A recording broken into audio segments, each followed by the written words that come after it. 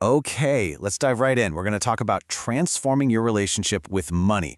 We'll break down exactly why money can feel so complicated and, more importantly, how you can shift your mindset from one of scarcity to one of genuine success.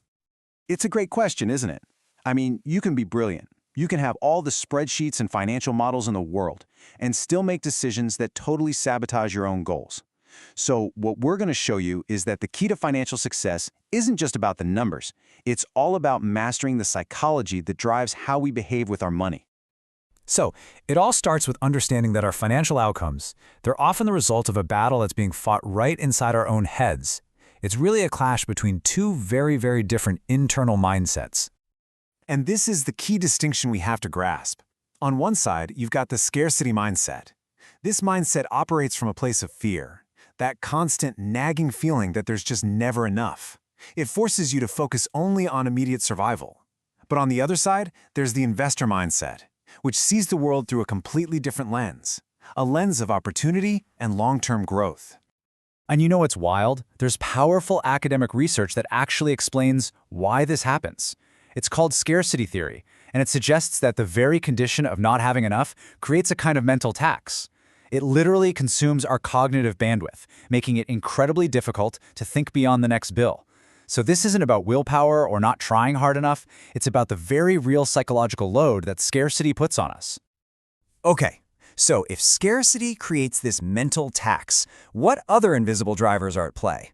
Let's dig a little deeper into the psychological reasons that make handling money feel so incredibly hard sometimes. And this quote, wow, it just nails the core issue, doesn't it? We like to think we're these super rational beings, but we're just not. The research shows that our emotions, that fear of missing out, guilt over a purchase, or envy of what someone else has, are almost always in the driver's seat. The logic we use later, that's often just a story we tell ourselves to feel better about an emotional choice we already made.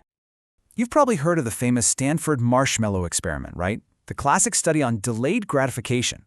And the original takeaway seemed pretty simple. Kids with more willpower, the ones who could resist eating that first marshmallow, were basically set up for more success later in life. But it turns out the story is way more complex. Later studies found a huge catch. A child's ability to wait wasn't just about raw willpower. Nope, it was heavily influenced by their economic background and, maybe most importantly, whether they actually trusted the person promising that second marshmallow. Think about it. If you've grown up in a world where promises are constantly broken, taking the one thing you can have right now isn't a failure of willpower, it's a perfectly rational decision. Okay, so with all that in mind, where do we even begin? Well, before you can build a better system to manage your money and avoid these emotional traps, you need a really honest diagnosis of where you are right now. This framework is a fantastic starting point. It basically breaks people down into 3 financial profiles. Are you a type A, a natural saver with money left over? Maybe you're a type B, where you're living a balanced life but spend pretty much exactly what you earn. Or are you a type C, where your income just isn't enough to cover your debts? Figuring out your type helps you create a strategy that's actually targeted to your situation. But you know what? It doesn't matter which of those buckets you fall into. The journey, the very first step, is exactly the same for everyone. You have to track your spending. You simply cannot make a plan for your money if you don't have a crystal clear picture of where it's actually going. This is the foundation for taking back control. All right, let's shift gears from theory into practice. It's not enough to just understand your mindset. You have to build a system. A system to manage your money with discipline and purpose. A system that works for you, not against your own human nature.